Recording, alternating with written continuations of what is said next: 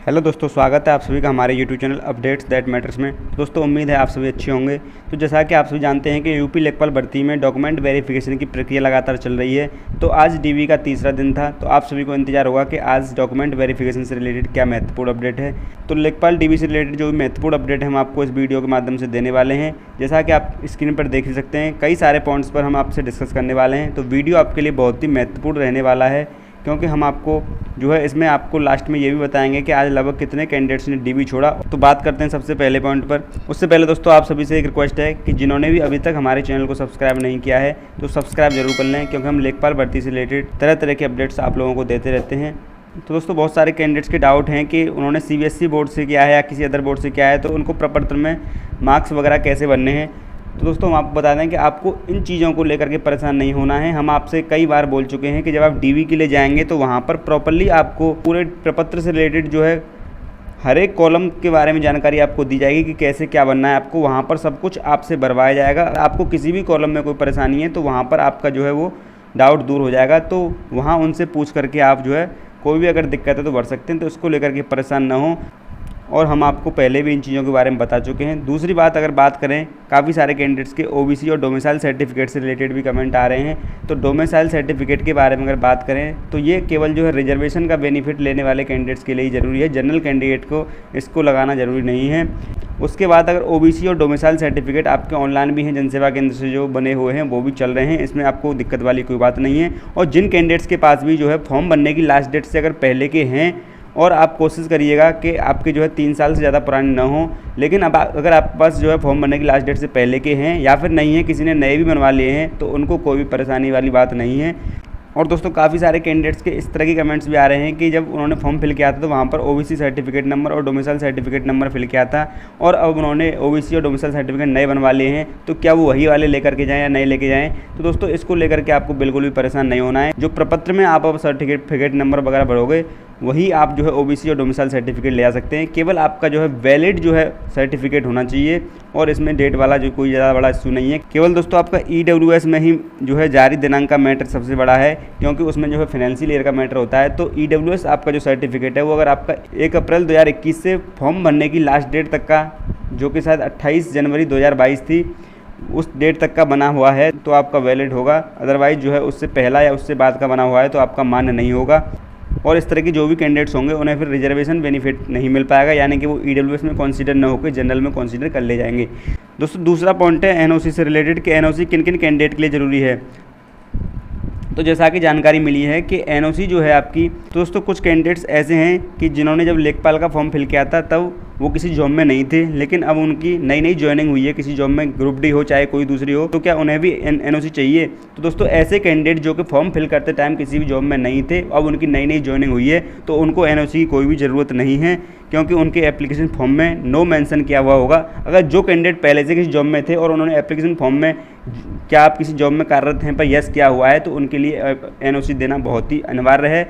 और अगर ऐसे कैंडिडेट एनओसी नहीं दिखा रहे हैं तो उनको वहाँ पर शायद 15 दिन का समय मिल रहा है एनओसी दिखाने के लिए। अगर वो एनओसी वहाँ पर ले जाकर सबमिट कर देते हैं तो ठीक है, अदरवाइज उनको प्रॉब्लम हो सकती है। उसके बाद में जो है आपको अगर बताएं कि एक कैंडिडेट के डीवी में लगभग कितना समय लग रहा है, तो दोस्तों लगभग एक कैंडिडेट्स के डीवी में 5 से 6 मिनट का ही समय लग रहा है। अगर जो है किसी भी तरीके की किसी भी डॉक्यूमेंट्स में उसकी प्रॉब्लम नहीं है, तो अगर उसके डॉक्यूमेंट में किसी भी तरह का कोई इश्यू है, तो जैसे कि प्रोसेस में टाइम लग रहा है, तो वहाँ पर जो है ऐसा बताया गया है कैंडिडेट्स के द्वारा कि 10 से 12 मिनट या 15 मिनट तक भी एक कैंडिडेट के डीवी में लग जा रहा है। बाकी जिनके डॉक्यूमेंट्स में किसी भी तरह का कोई इश्यू नहीं है, तो वहाँ पर उनका डीवी जो है 5 से 6 मिनट के अंदर क्लियर हो रहा है। वहाँ पर ज़्यादा कुछ नहीं है। आपको जो है वो टेबल वाइज, जैसा कि हमने आपको पहले ही बताया है, आपको डिस्ट्रीब्यूट करा जाएगा ग्रुप्स में, और आपको जो है वो वहाँ पर जो है रोल नंबर वाइज शायद बिठाया जाएगा। उसके बाद में 1 बाय 1 कैंडिडेट को बुलाया जा रहा है और उनसे डॉक्यूमेंट्स देखे जा रहे हैं। बस जो भी आपके डॉक्यूमेंट लिस्ट है हमने आपको बताई है, और अगर आपने वो वीडियो नहीं देखा है तो आप उस वीडियो को ज़रूर देखें। और उसके बाद में दोस्तों कुछ कैंडिडेट्स के ये भी कमेंट्स मिले हैं कि ग्रेजुएशन या पोस्ट ग्रेजुएशन मार्कशीट लगाएं या नहीं। तो जैसा कि जानकारी मिल रही है कि वहाँ पर यही बोला जा रहा है कि अगर आपने कुछ भी ग्रेजुएशन या पोस्ट ग्रेजुएशन कोई भी आपने बीटेक, बीएससी, पीएचडी कुछ भी आपने किया है तो ग्रेजुएशन या पोस्ट ग्रेजुएशन वगैरह की कोई भी डिग्री या सर्टिफिकेट आपको लगाने की ज़रूरत नहीं है। केवल जो है यहाँ पर आपको 12th तक के सर्टिफिकेट ही अनिवार्य हैं। तो आपकी 10th और 12th के ही जो है डॉक्यूमेंट जो ज़्यादा अनिवार्य हैं। तो ग्रेजुएशन अगर आप जो है प्रपत्र में भरना चाहते ही हैं तो भर सकते हैं, अदरवाइज जो है ग्रेजुएशन व पोस्ट ग्रेजुएशन की मार्कशीट वहाँ पर आपको साफ साफ मना किया जा रहा है, ऐसा बताया गया है कैंडिडेट्स के द्वारा। क्योंकि दोस्तों उसके अलावा आपको जो है अगर आप जो है रिकॉर्ड में रखना चाहते हैं अपनी ग्रेजुएशन या पोस्ट ग्रेजुएशन प्रमोशन वगैरह के पर्पज़ के हिसाब से, तो जब आप डॉक्यूमेंट वेरिफिकेशन कराने के बाद में जब आपका फाइनल रिजल्ट आएगा तो आपका डिपार्टमेंट में भी एक बार आपसे डॉक्यूमेंट मांगे जाएंगे। तो वहाँ पर आप जो भी आपके हायर क्वालिफिकेशन है उनके डॉक्यूमेंट्स आप लगा सकते हैं। तो इसको लेकर के आप बिल्कुल भी परेशान ना हो। उसके बाद में नेक्स्ट जो है वो पॉइंट है कि जिनके फादर या मदर्स नेम में स्पेस है तो क्या उनको प्रॉब्लम हो रही है। जैसे कि दोस्तों अगर बात की जाए तो कुछ कैंडिडेट्स के डाउट रहते हैं कि उनकी 10th की मार्कशीट में फादर्स नेम में या मदर्स नेम में जो है स्पेस नहीं है। जैसे कि फॉर एग्जांपल लिया जाए तो किसी का फादर नेम है राम सिंह तो वो ऐसे करके है। उसी प्रकार अगर 12th की मार्कशीट में उनके फादर्स नेम या मदर्स नेम में स्पेस है, जैसे कि राम और सिंह के बीच में स्पेस है, तो क्या उनको डीवी के दौरान कोई प्रॉब्लम होगी। तो इस बात को लेकर के जो है वो इस कन्फ्यूजन की स्थिति बनी हुई है। जैसा कि दोस्तों कुछ कैंडिडेट्स के अनुसार बताया जा रहा है कि अगर आपके डॉक्यूमेंट्स में स्पेस वाली इस तरह की कोई प्रॉब्लम है तो वहाँ पर उन कैंडिडेट से एफिडेविट मांगा जा रहा है, और कुछ कैंडिडेट्स के द्वारा बताया जा रहा है कि इस तरह की प्रॉब्लम के लिए कोई एफिडेविट नहीं मांगा जा रहा है। लेकिन आपके अगर डॉक्यूमेंट में इस तरह की कोई भी प्रॉब्लम है तो आप एक एफिडेविट बनवा करके जरूर ले जाएं, क्योंकि आप किसी भी तरीके का रिस्क न लें।